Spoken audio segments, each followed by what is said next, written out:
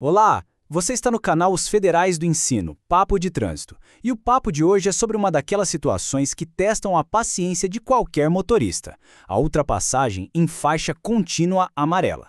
Sabe aquele momento? A gente está ali atrás de um veículo super lento e a vontade que dá é só uma: pisar fundo e passar logo.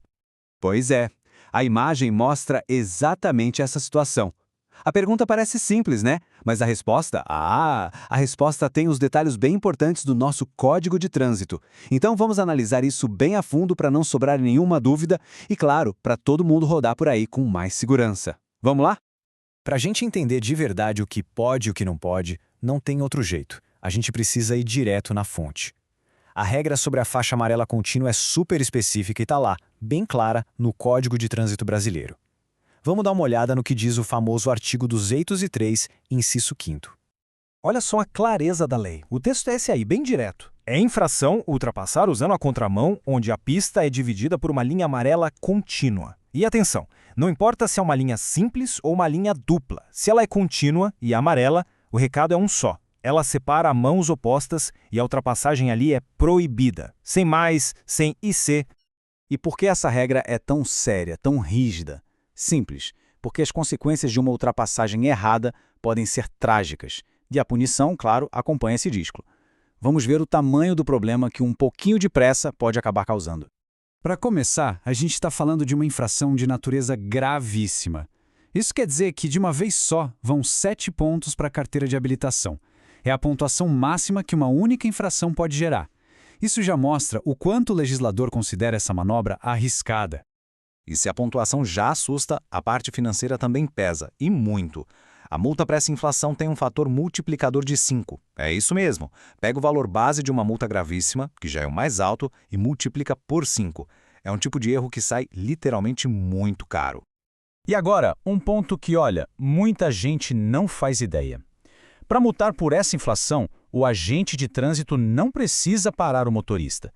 A inflação pode ser constatada à distância. Se o agente viu a manobra, anotou a placa, pronto, a notificação vai chegar pelo correio. Simples assim.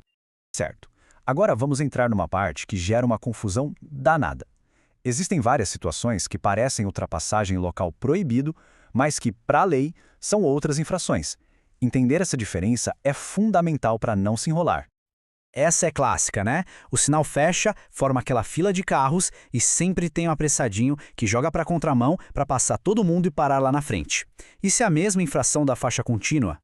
A resposta é não. O enquadramento correto aqui é outro. É transitar pela contramão. Percebe a diferença no verbo? A pessoa não está ultrapassando um veículo em movimento. Ela está transitando pelo lado errado da via.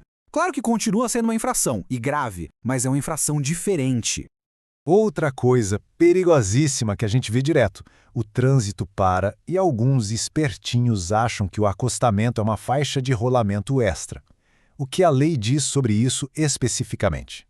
De novo, é uma infração com seu próprio artigo. O artigo 202, inciso 1º, trata exatamente disso. Usar o acostamento para ultrapassar é uma infração gravíssima, mas com um código próprio. Não dá para confundir com a ultrapassagem pela contramão em faixa amarela. E aquela situação de risco altíssimo, quando alguém decide ultrapassar outro carro bem no meio de um cruzamento, de uma interseção. Como é que a lei classifica essa manobra? E, mais uma vez, temos um artigo específico para isso, o 202, inciso 2º. Ultrapassar em cruzamentos é proibido e tem sua própria classificação. Isso só mostra o quanto o Código de Trânsito é detalhado para cada tipo de manobra perigosa. Tá, mas então qual é o grande segredo para entender essas diferenças todas? O pulo do gato está na definição de duas palavras que muita gente acha que são a mesma coisa, mas não são: ultrapassagem e passagem. Vamos ver o que cada uma significa. E aqui está a chave de tudo. Olha só. Ultrapassagem é o movimento completo. Sair da sua faixa, passar o carro da frente e, o ponto mais importante, retornar para sua faixa de origem. Já a passagem é só quando você passa por um carro que já está em outra faixa. É essa definição de sair e retornar que caracteriza a infração da faixa contínua.